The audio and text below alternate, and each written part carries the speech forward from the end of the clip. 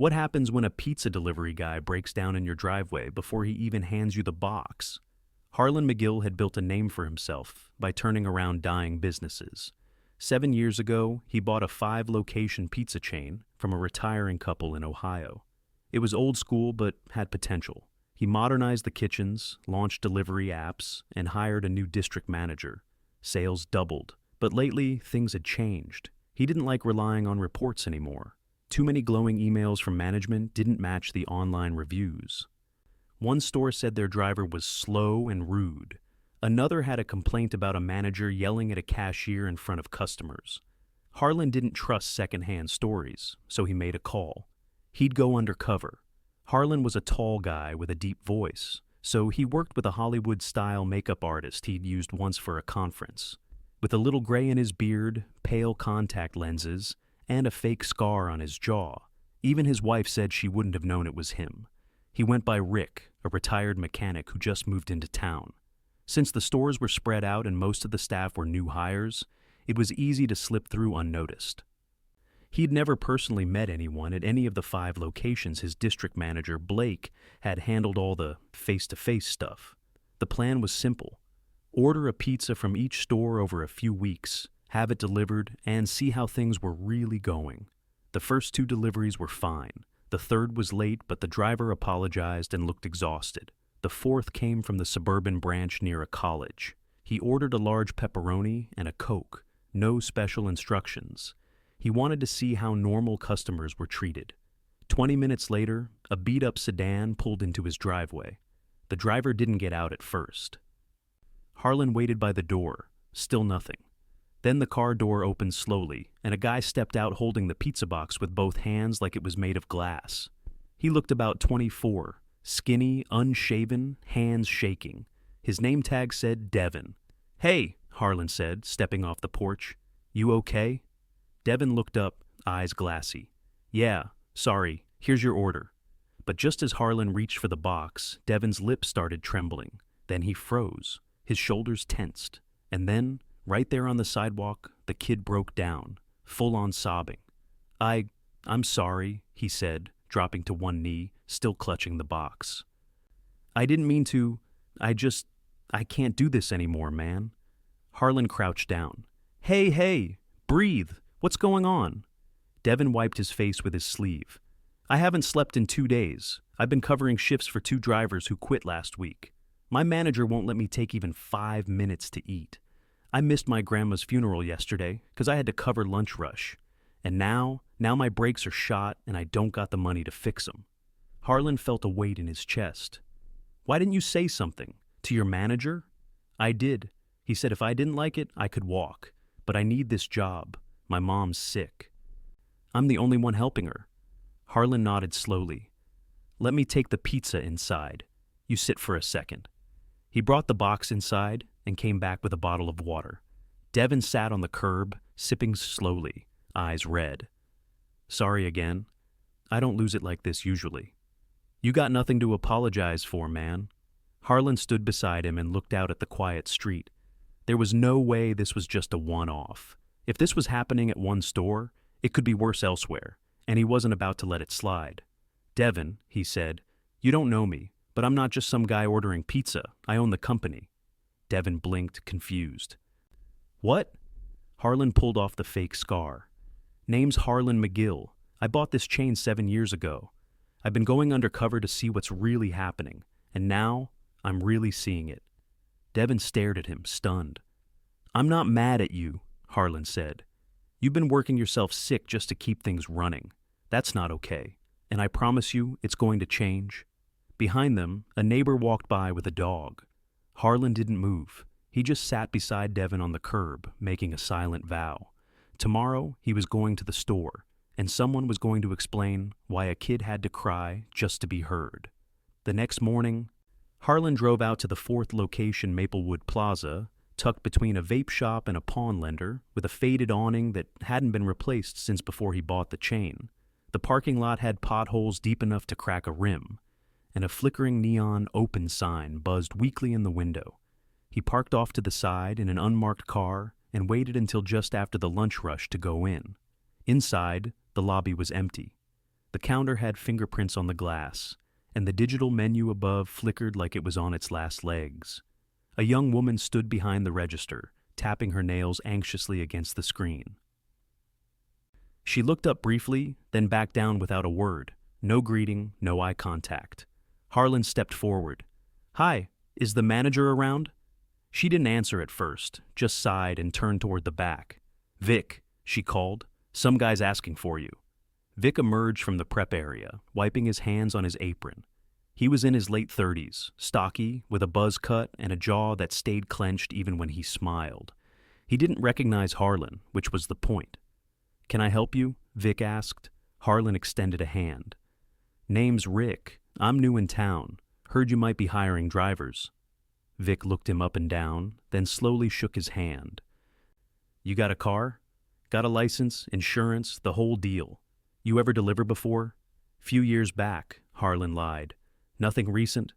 Vic narrowed his eyes. "Fine, we're short, real short. You start now, you're on probation. One mistake, you're gone. Got it?" Harlen nodded. No paperwork, no questions about background, not even a copy of his license. Just a tossed apron and a muttered "clock in." The shift started immediately. Vic barked orders from behind the prep line, while the register girl her name tag read, Ayla, stuffed napkins into a holder like she'd done it 10 times already that day. Harlen kept his head down, studying everything. The phones rang constantly. Ayla answered them mechanically, voice flat. Vic didn't help. He just shouted when tickets weren't flying out fast enough. The kitchen was understaffed, only one cook, a teenager with acne and a limp who moved like his shoes were made of lead. The first delivery assigned to Harlen was a double, one to an apartment complex, the other to an office park. The orders were stacked on the hot shelf, unbagged. Harlen asked for an insulated carrier. Vic scoffed. "We haven't had extras in weeks. Just go. It's warm enough." Harlen tightened his jaw but said nothing. The office park was easy. The apartment was on the 3rd floor with no elevator. By the time he returned, sweat soaked his back. Vic was shouting when he walked in. "I don't care if your shift ended. The schedule says 5. That means you stay till 5. A kid in a red polo, maybe 16 or 17, stood by the door, backpack slung over one shoulder, eyes wide. "My mom's outside, man. She's got to get to work." Vic leaned in close. "Then tell your mom she can thank you for losing this job." The kid slunk out without another word. Harlen stepped behind the counter. "He was just trying to leave on time." Vic shot him a glare. "Did I ask for your opinion?" Another ticket printed. Vic snatched it and slammed it onto the spike. "You want to keep working here. Learn to shut up and move." By mid-afternoon, Devin walked in. He looked worse than the night before, eyes sunken, hair matted under his hat. He didn't see Harlen right away. "You're 3 hours late," Vic said immediately. Devin didn't even flinch. "I texted you." "Don't care. You put me behind. You're on thin ice." Harlen stepped forward. "I can take the next run. Let him catch his breath." Vic turned slowly. "You, his lawyer now?" "I'm just saying, I don't pay you to say anything. Either you run orders or you're out." Devin met Harlen's eyes briefly, just long enough to register recognition, then looked away. The rest of the shift was a blur. Orders piled up. Phones kept ringing. The cook slipped and fell once, catching himself with a hand on the grease-slick floor. No one checked on him. Ayla asked for a bathroom break and was told to hold it. By 6, Harlen had seen enough. He stepped outside while Devin loaded his car. "You shouldn't be here," Devin said quietly. "He's going to lose it if he finds out who you are." "I'm not hiding anymore." Devin looked over his shoulder. "Then you better get ready." Back inside, Vic was berating Ayla again, something about the till being short, even though she hadn't touched it since noon. Harlen walked past the counter and into the kitchen. Vic turned. "Where the hell do you think you're going?" Harlen pulled the apron off and set it on the prep table. "You've got 3 minutes to explain yourself." Vic blinked. "What?" Harlen faced him directly. "Name's Harlen McGill. I own this place, and I've been watching how you treat people." The room froze. Devin, just stepping back inside, stopped mid-stride. Ayla dropped the napkin holder she was refilling. Vic's mouth opened, then closed. "This some kind of joke?" You think overworking teenagers, denying breaks, and threatening people is management? I run this place the only way it works, Vic said, voice sharp. You want your orders out on time? You want drivers showing up? Then don't come crying when I make people hustle. You made a kid miss a funeral, Vic scoffed. That's not my problem. Life's hard. Harlen didn't raise his voice. It is, which is why people like you don't get to make it harder. He turned to Ayla. How long has this been going on? She hesitated.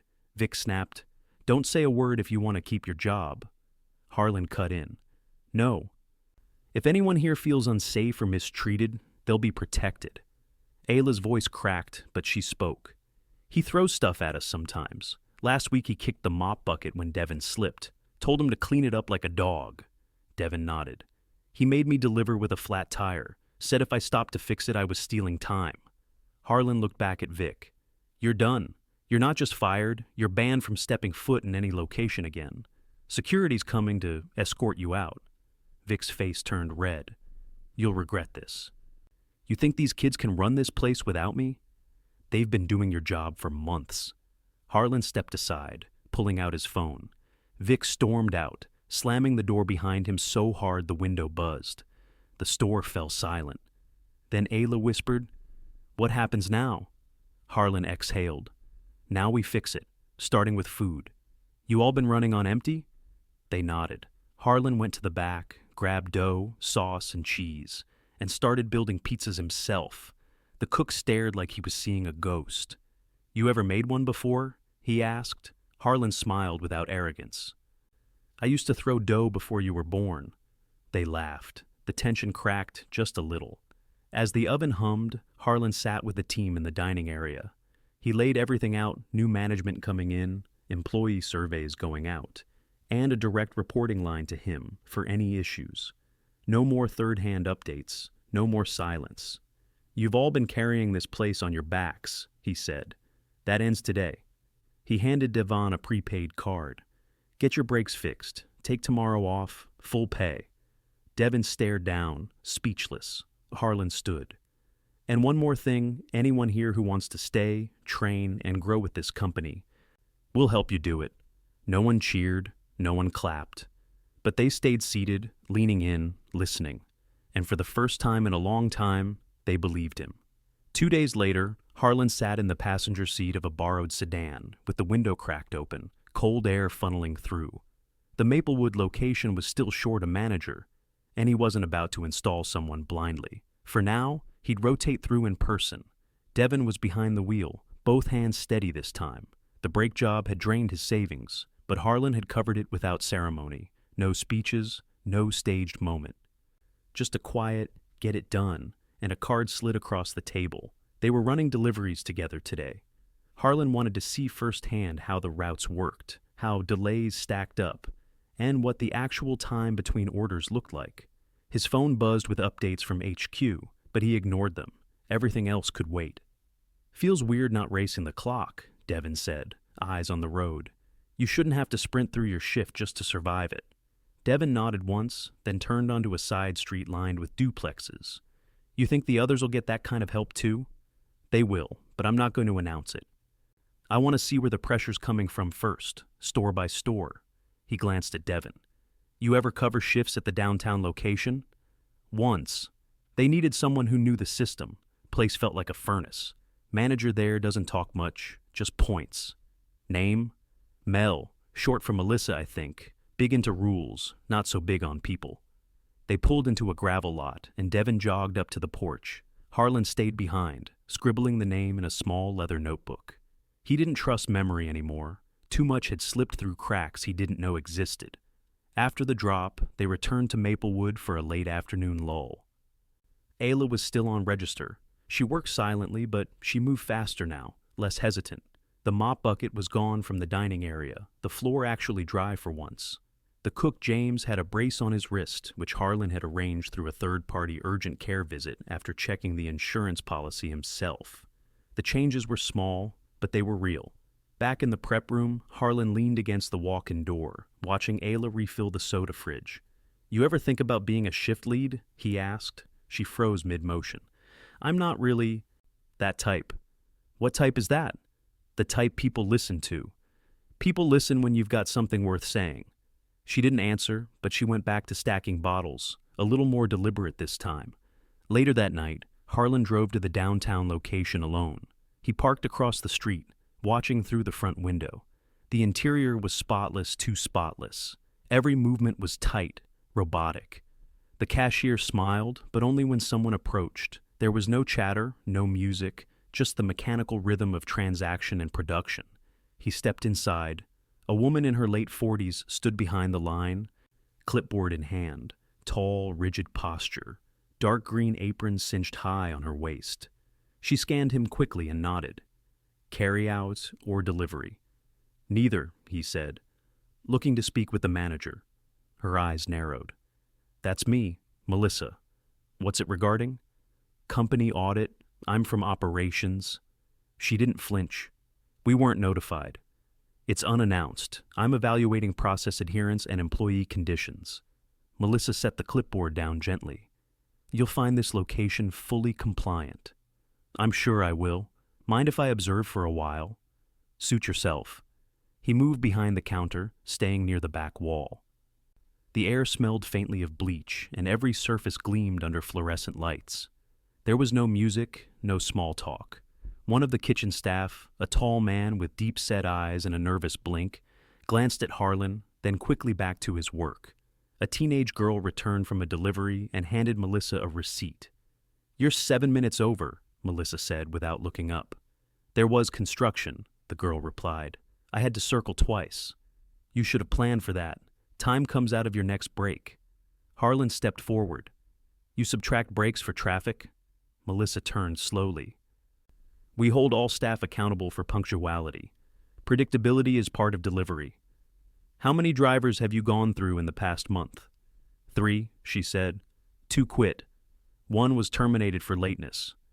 Any of them have working vehicles? That's not our concern. They're responsible for transportation. Harlen kept his expression neutral. How often do your staff get scheduled breaks? 2 5-minute breathers per shift, plus 1 unpaid meal break if they work more than 6 hours. Do they actually get them?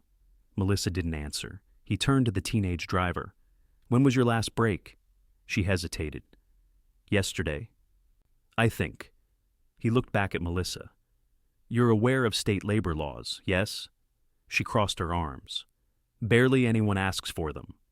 Maybe because you penalize them when they do. Melissa's jaw tightened. Look, I run a clean operation. On time, no complaints, low waste. That's why we're ranked highest in the district. You've got the lowest staff retention in the region. Because the weak ones can't handle expectations. Harlen stepped in closer. You think it's your job to weed people out? If they can't follow rules, yes. They're not soldiers. They're food service staff making $12 an hour. Standards are standards. He nodded once, then turned to the staff in the kitchen. Everyone, stop what you're doing for a moment. Melissa opened her mouth, but Harlen raised a hand. My name is Harlen McGill. I own this company, and I've been going location to location, quietly, to see how things are actually being run. The room froze. A container of mushrooms slipped from a counter and rolled across the floor. I've seen stores under chaos. I've seen stores run with care. But this, he gestured around, this is a prison with pizza ovens. Melissa's face drained of color. You're not authorized to disrupt operations. I authorize myself.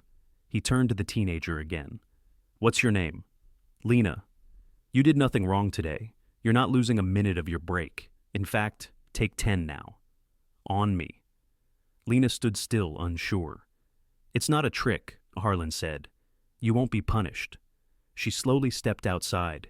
He faced Melissa. You're relieved of duty as of now. Your employment is terminated.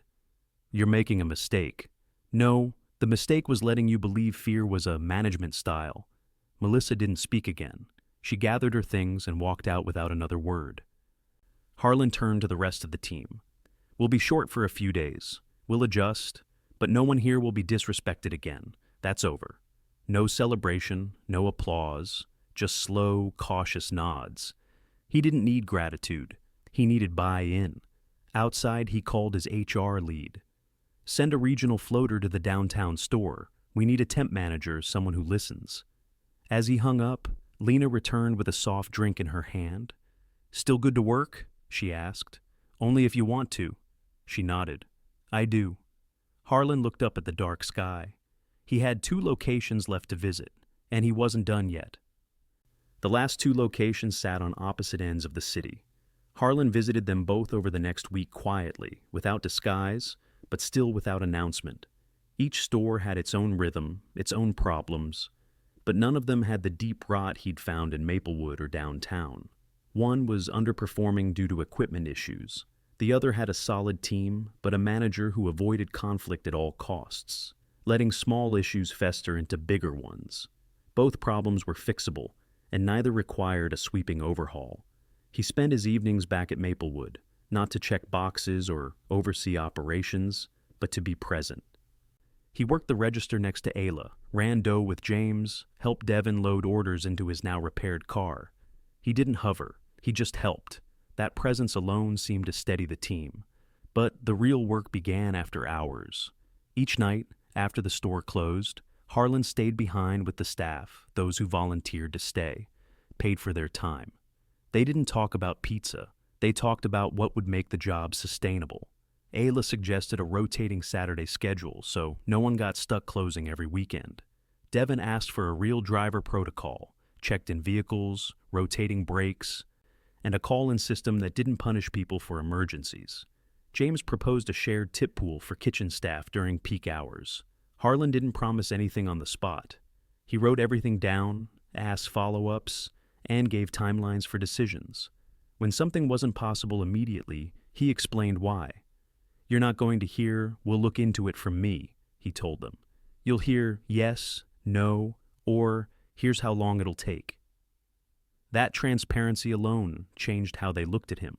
Midweek, he brought in a regional training manager to begin shadowing shifts. Not someone to crack whips, but someone to observe, coach, and quietly identify potential new leaders. Harlen wasn't interested in quick hires anymore. He wanted people the staff already respected. He didn't have to look far. By Friday, Ayla had stepped into the shift lead role without being asked. She wasn't loud, but people listened. She didn't bark orders, she just asked the right questions at the right time. When James cut his hand on a prep blade, she was the one who cleaned the station, got the first aid kit, and filled out the report before Harlen even knew what happened. Saturday afternoon, he pulled her aside. "You've already earned it," he said. "But I want to make it official." She looked down at her shoes. "I don't want to mess it up." "You won't. You didn't ask for it, and that's why you're ready." She nodded slowly. "Okay, but I want input on who else moves up." "You'll have it." Devin, too, had grown into something steadier. He'd stopped flinching at the sound of the ticket printer. He laughed more. He still worked too many hours, but now it was by choice he was saving up to move his mom into a better apartment. Harlen sat with him on the back curb between runs. "You ever think about staying in this business long term?" Harlen asked. Devin looked at him, genuinely surprised. "You mean like managing?" "Not tomorrow, maybe not next month, but yeah, I see it." Devin looked out toward the lot. "I used to be good with people before everything went sideways last year. My mom got sick. I had to drop out. But this job, I didn't think it could be more than survival. It can be, if the people at the top are listening." Devin nodded once, not with disbelief, but with consideration. That night, Harlen visited the downtown location again. The crew was quiet at first, unsure how to react without Melissa looming. But with a temp manager in place, someone handpicked by the training team, things had already begun to thaw. Lena had stepped up to help onboard a new driver. The back-of-house team moved quicker, lighter. Harlen gathered them all in the dining area, after close. "I'm not here to give a pep talk," he said. "I'm here to tell you what happens next." He laid out the new policies. Drivers would have access to a shared maintenance fund, small, but enough to cover essentials like tires or brakes when needed. Shift leads would be promoted from within, with a formal training path supported by the regional team. Breaks would no longer be discretionary, they'd be scheduled and enforced. Any retaliation for using them would result in immediate termination. He emphasized that no one was being asked to work harder, just smarter. With structure came breathing room. "You're not cogs," he said. "You're not disposable. If this company works, it's because of you." A few employees stayed behind after, not to say thank you, but to ask questions, real ones, about pay advancement, about how to file a workplace concern without going through a manager, about how to learn more about operations. Harlen answered everyone. The final piece fell into place the following Monday. He gathered the district managers, those still employed, and sat them down in a sterile, fluorescent-lit conference room. "No reports," he began. "Just talk." He laid out the new expectations. Field visits twice a month, unannounced. No more relying on numbers alone. They were to meet employees, observe, and intervene early when things started slipping. He was assigning each to a different store for a rotating 90-day stretch. No desk jobs until they proved they could lead from the floor again. 2 resigned by the end of the day. He didn't replace them immediately. He didn't need more overseers. He needed people who understood what it meant to serve. That night, back at Maplewood, he didn't clock in. He just sat outside on the patio, watching the dinner rush unfold. Orders were going out on time. The register line was moving. No one looked panicked. Ayla stepped out during her 10-minute break. She didn't sit, just leaned on the railing beside him. "You did what a lot of people promised to do," she said. "You showed up. I should have done it sooner. Maybe, but you did it now." They watched Devin pull out of the lot, headlights cutting through the dusk. The store behind them hummed with noise, not frantic, just alive. "You leaving again soon?" Ayla asked. "I'll still be around." She nodded. "Good." No speeches, no applause. Just the quiet understanding that this time things had truly changed, and they weren't going back.